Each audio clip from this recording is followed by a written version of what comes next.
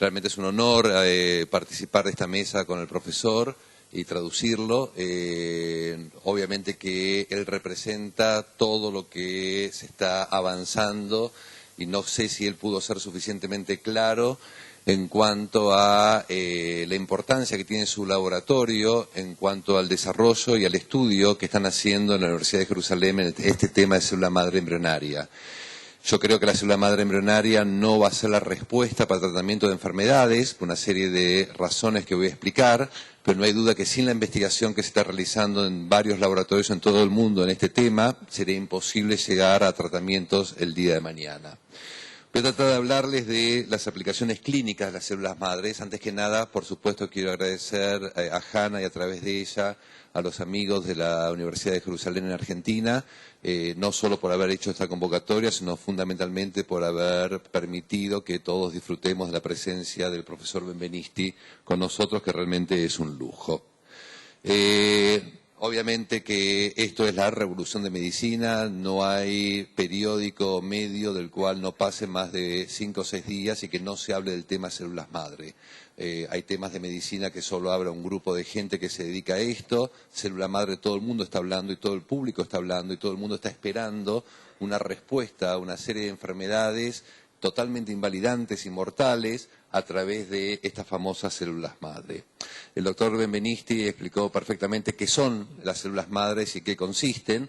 Estas células madres ha abierto una nueva área de la medicina llamada medicina regenerativa, que consiste justamente en la posibilidad de curar enfermedades aplicando células madres de afuera, porque nosotros tenemos células madres permanentemente que renuevan nuestras células que se mueren diariamente.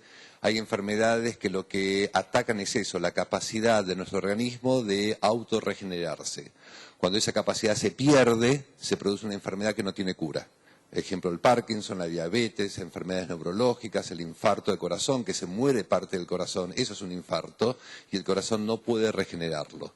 De ahí que tenemos que venir nosotros desde afuera con estas células madres para tratar de regenerar ese órgano o tejido dañado. Y esta es una imagen que se utiliza mucho como simbolismo de terapia regenerativa, que es Prometeo. Prometeo fue un personaje mitológico de la mitología griega que fue castigado por los dioses y el castigo consistía en estar atado a una piedra y todos los días venía una águila y le comía el hígado y ese hígado se regeneraba solo a la noche. Y ese concepto de autorregeneración es justamente lo que falla en una serie de enfermedades. ¿Cuál es la célula madre ideal para medicina regenerativa? Bueno, fundamentalmente la que reúne estas condiciones. En primer lugar, que sea el propio individuo, lo que se llama autólogo, porque eso es lo único que me permite evitar que el individuo ese la rechace. Porque cualquier célula que es colocada que no sea mía va a generar un rechazo por parte mía y eso va a requerir, para evitarlo, medicación inmunosupresora, encontrar a alguien que sea más o menos compatible, etcétera. En segundo lugar, que sea una célula sana. En tercer lugar, que su aplicación sea segura. Obviamente tengo que provocar más beneficio que daño con el tratamiento, entonces tiene que ser algo seguro.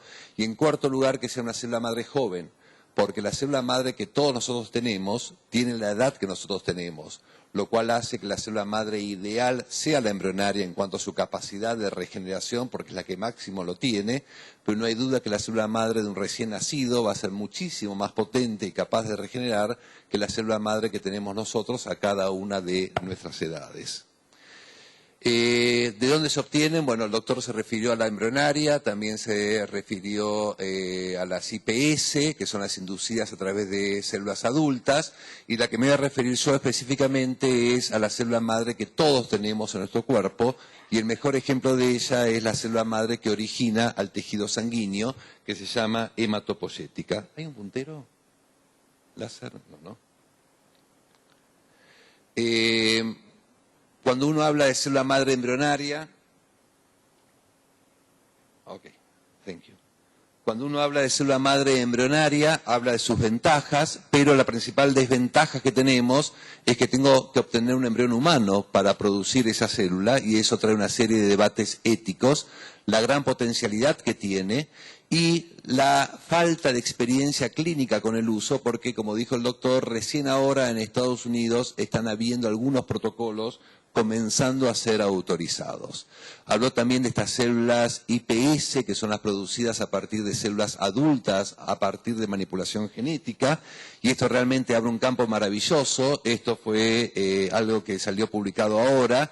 Esto es una neurona que fabrica la sustancia que está justamente con problemas en el Parkinson, y esta neurona fue fabricada a partir de una célula de la piel de la propia persona con Parkinson. Entonces, esto va a permitir aprender por qué ocurren este tipo de enfermedades, lo cual va a permitir el día de mañana el desarrollo de drogas que van a permitir seguramente algún tipo de alivio para este grupo de enfermedades. La célula madre más conocida es esta, que es la célula madre hematopoyética, que todos tenemos dentro de nuestros huesos, en la médula ósea, y esta es la que genera todo este grupo de células adultas, que son las células de glóbulos rojos, linfáticos, etcétera, etcétera. Esta célula madre hematopoyética o generadora de sangre es la que se utiliza hace varias décadas para trasplante de médula ósea. Cuando ustedes hacen un trasplante de médula ósea, ¿qué hacen? Le colocan a un individuo que no puede fabricar sangre por alguna enfermedad, esta célula madre de alguien compatible, para que regenere esa médula ósea dañada por alguna enfermedad y pueda volver a fabricar tejido sanguíneo. O sea que el concepto de medicina regenerativa, el concepto de célula madre, existe hace varias décadas ya, pero recién pudimos realmente comprender la envergadura de esto cuando se empezó a desarrollar la célula madre embrionaria. Lo que habíamos aprendido en medicina era que esta célula hematopoyética solo puede originar lo que está destinada a formar, o sea, tejido sanguíneo, y no puede formar otra cosa que no sea tejido sanguíneo. Lo que cambió totalmente este paradigma fue algunos estudios que comenzaron a aparecer hace pocos años, en el cual se vio que esta célula madre hematopoyética, cuando uno hace trasplante de médula ósea, se encuentra con la sorpresa de que aparece como neuronas en algunos casos. Esto quiere decir que la célula madre hematopoyética que yo coloqué a una persona para un trasplante de médula no solo regenera la médula ósea, sino que es capaz de transformarse en neuronas, y después se vio que se puede transformar también en tejido del hígado, en tejido del páncreas, etcétera, lo cual abrió la posibilidad de utilizar estas células no solo para trasplante de médula ósea, para que regenere sangre y tejido linfático, sino para que regenere otros tejidos que no tengan que ver con la sangre. Esto obviamente dio una serie de discusiones porque había paradigmas en medicina que decía una célula madre puede formar lo que está destinada y no otra cosa. Otro paradigma que decía la neurona cuando nace se muere y cuando se muere no se reproduce, por lo tanto nada puede regenerar neuronas. Y todos estos estudios comienzan a cambiar estos paradigmas, y lo peor de todo es que no sabemos ¿a qué se debe esto? Hay una serie de teorías de cómo una célula madre de este tipo puede transformarse en otras células, pero todavía no conocemos la respuesta de cómo es que esto se produce. Y esa falta de conocimiento del mecanismo por el cual esta célula de la sangre puede formar cualquier célula del cuerpo hace que haya tanta resistencia por algunos sectores de investigación, en el cual hasta que yo no sepa por qué se debe la acción de esta célula, no puedo utilizarla para tratamientos médicos. Pero obviamente esto abre una lista interminable de enfermedades candidatas a ser tratadas a partir de estas células. Esto es una de las tantas listas que hay, obviamente es imposible leerla, pero para hacer una especie de resumen, estas son las enfermedades con las cuales hace décadas se trata con células madres hematopoyéticas de sangre, de tejido sanguíneo, y en esto no hay ninguna discusión sobre su capacidad de utilización. Y estas son las células que están como tratamiento de enfermedades candidateadas o que se está realizando ya trabajos de regeneración de tejido para tratamiento de enfermedades a partir de la célula madre generadora de sangre o hematopoyética. Hablamos de regeneración de corazón, de páncreas, de tejido periférico, tejido nervioso, hígado, tejido óseo y articular, ojo, piel, pulmón, etc. O sea que no hay área de la medicina en la cual uno no se plantee un posible tratamiento de enfermedades a partir de estas células madre. Y si ustedes van hoy en día a cualquier congreso de cualquier especialidad médica, siempre van a escuchar una charla del uso de célula madre para algo específico de esa especialidad.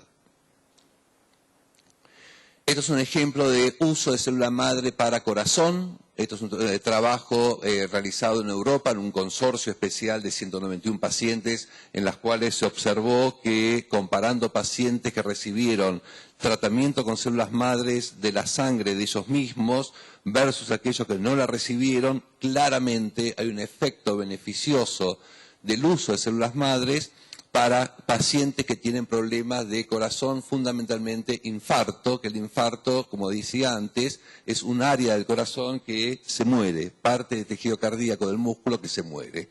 Ejemplo de uso de células madres para diabetes, ejemplo para enfermedades del hígado como la cirrosis, y obviamente las enfermedades neurológicas es el gran drama que padece la sociedad actual, que son enfermedades degenerativas, invalidantes, con un costo social y afectivo enorme, y hay muchas de estas enfermedades que tratan de encontrar su respuesta a través del uso de células madre. Esto es simplemente como ejemplo un trabajo que salió hace poco del uso de células madres de la sangre para el tratamiento de la esclerosis múltiple, que no sé si la conocen como enfermedad, pero es una enfermedad tremenda que ataca a gente joven y que realmente no hay ningún tipo de tratamiento para esta enfermedad.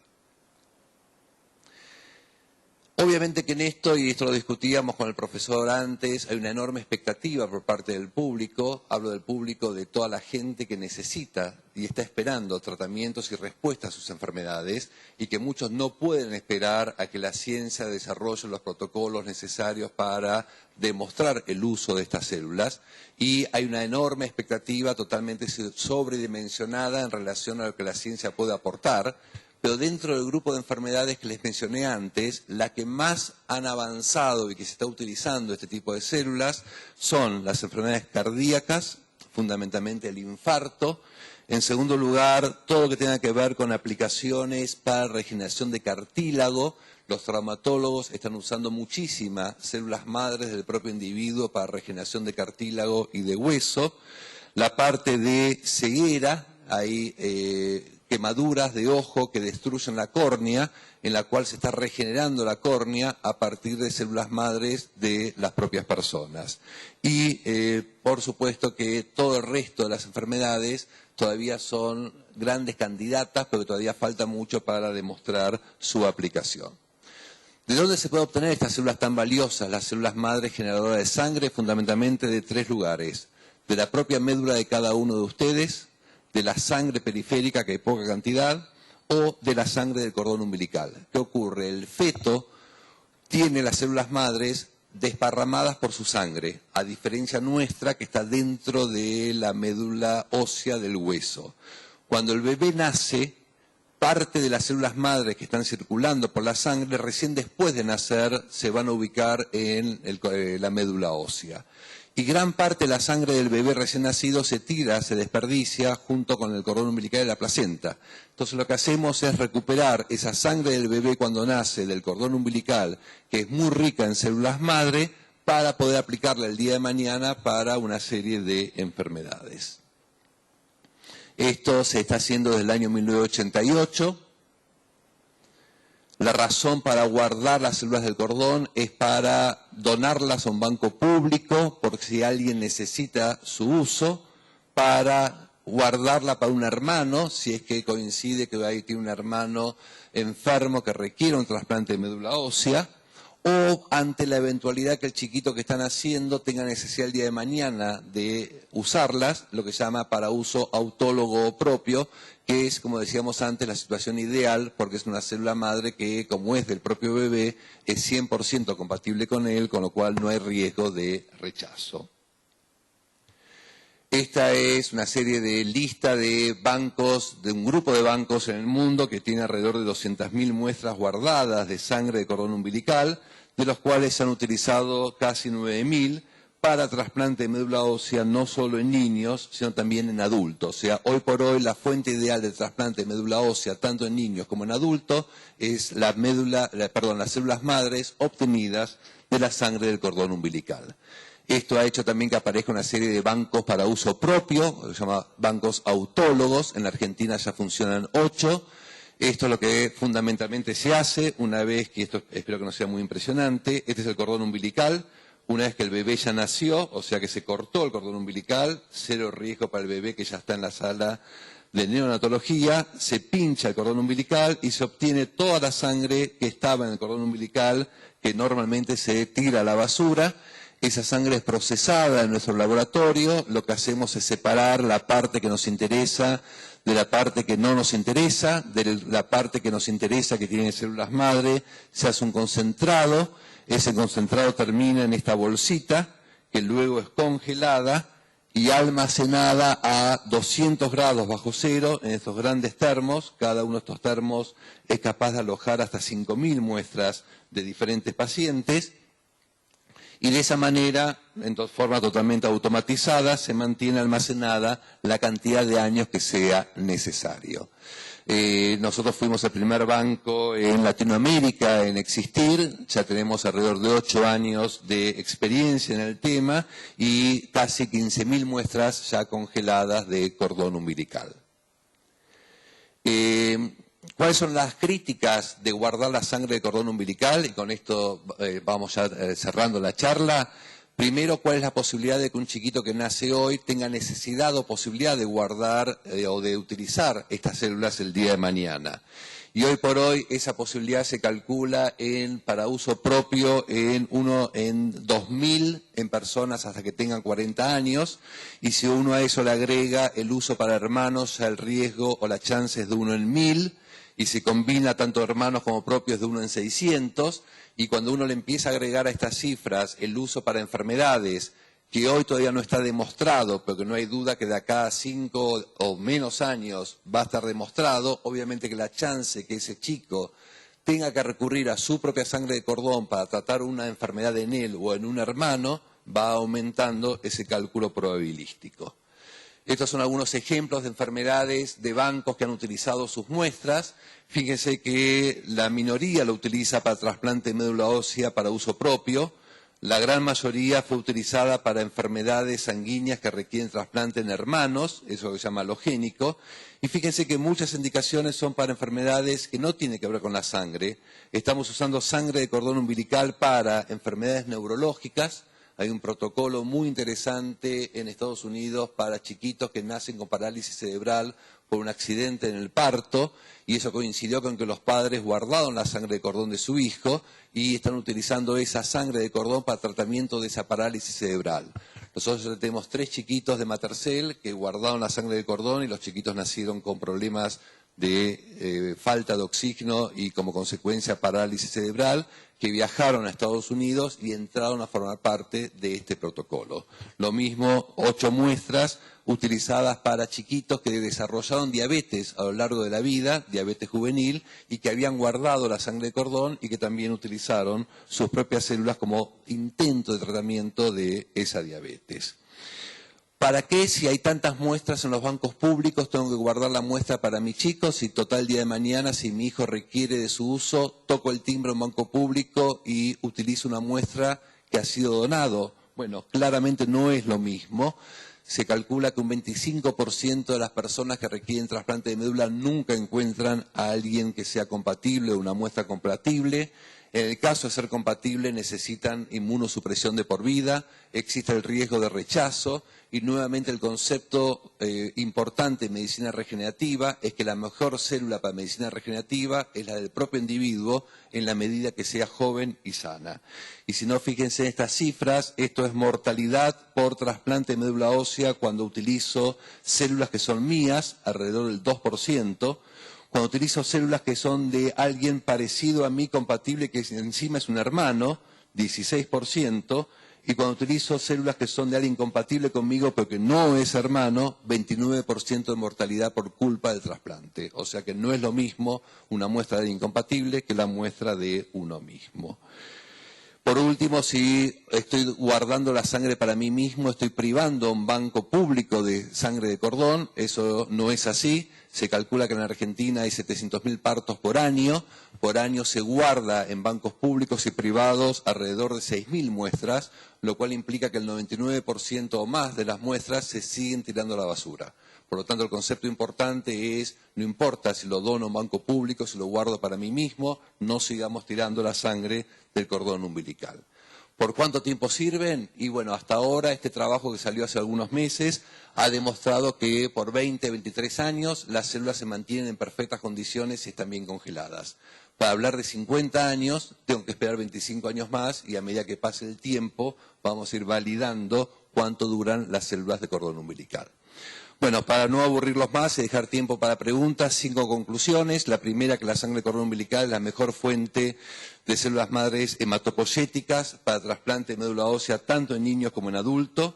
La existencia de bancos para uso propio es una práctica que existe en todo el mundo y que de ninguna manera debe competir con los bancos públicos de cordón umbilical. El parto es un momento único porque estoy tirando a la basura sangre que tiene ese enorme tesoro que son las células madres, que de alguna manera lo estoy desperdiciando y que puede tener un enorme futuro para el tratamiento de una serie de enfermedades.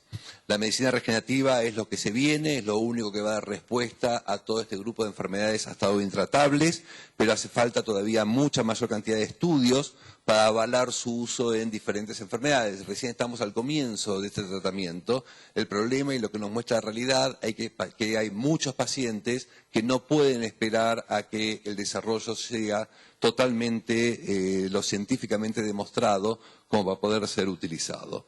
Y por último, que obviamente uno tiene que informar a los padres de la posibilidad de guardar la sangre de cordón umbilical y que cada padre decida si lo decide guardar, si lo decide descartar y si lo guarda si es un banco público o privado.